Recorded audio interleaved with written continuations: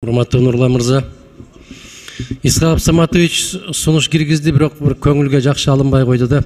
Мына жерди караңыз, биздин ичибиздеги абаны караңыз. Мына жогору жакта. Дем алуу мүмкүн эмес. Мүмкүн эмес дем алуу. Мына ошол башка өлкөлөрдөгү практиканы колдоп, Исхак Абсаматович жана сунуш киргизди, Бишкек шаарында өзгөчө абалды киргизүү керек деп. Мына эл аралык уюмдардын берген баасын бүгүн көрдүңүздөрбү? Бангладештен дагы алдына өтүп чыгып, биз дүйнөдө биринчи орунда турабыз азыр. Эң абанын кири боюнча. Биздин дарыгерлер кулак кагып атат. Жаш балдарды, анан жанакы өзгөчө оорусу бар адамдардын көчөдө болуусу кооптуу деген коңгуроо кагып атат. А биз эч нерсе болбогондой эле жүрүп атабыз.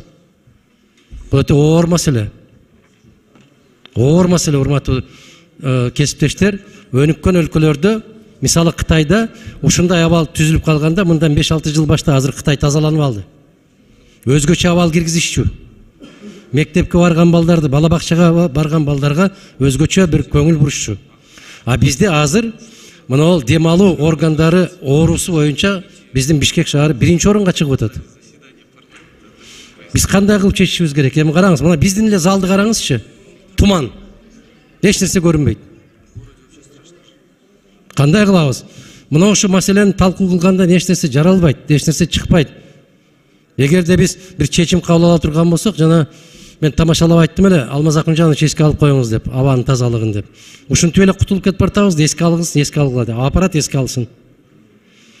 Эгер мындай болсо, Нурлан мырза, мына ол залга жок дегенде аба тазалатуучу бир аппаратты коюу керек. Байкаңыздар, сезиңиздер. Дем алуу мүмкүн эмес болуп атат. Же бир керектүү адистерди чакырып бир изилдөө жүргүзүп көргүлө, ушунун ичи кандай экен. Бишкек шаарындагы көчөлөрдү мен айтпайын. Ал жерде таптакыр ар кандай нормадан 600 эсе көбөйүп кетти деген маалыматтар чыгып атат. 600 эсе.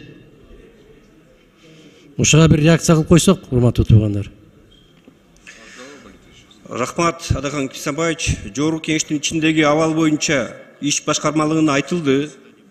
Азыркы убакта иштеше башташат. 5-кабатта дагы ошондой эле абал начар болчу, аны айттык биз.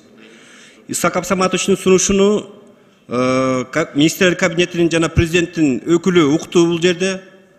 Исхак Абсаматович айткандан кийин да мен дагы кайталап бердим. Мен ойлойм, ушул маселе боюнча министрлер кабинети бизге жооп берет деп.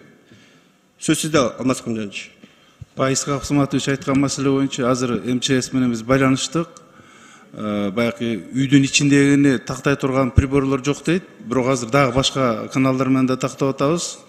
Иш жүрүп атат. Иштин аягына чейин айтабыз азыр. Керек болсо азыр бул жака чакыртып, текшертип